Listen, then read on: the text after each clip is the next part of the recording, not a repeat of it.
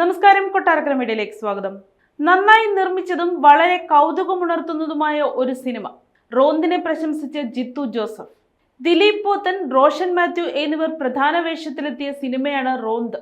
ഷാഹി കബീർ സംവിധാനം ചെയ്ത സിനിമയെ പ്രശംസിച്ച് സംവിധായകൻ ജിത്തു ജോസഫ്. നന്നായി നിർമ്മിച്ച കൗതുകമുണർത്തുന്ന സിനിമയാണ് റോന്തെന്ന് ജിത്തു പറയും. തിയേറ്ററിൽ തന്നെ കാണേണ്ട സിനിമയാണ് റോന്തെന്നും അദ്ദേഹം പറഞ്ഞു. റോന്തിന്റെ മുഴുവൻ ടീമിനും അഭിനന്ദനങ്ങൾ. നന്നായി നിർമ്മിച്ചതും വളരെ കൗതുകമുണർത്തുന്നതുമായ ഒരു സിനിമ. ദിലീഷിന്റെയും റോഷന്റെയും അതിഗംഭീര പ്രകടനം ഷാഹി കബീർ വീണ്ടും തെളിയിച്ചു.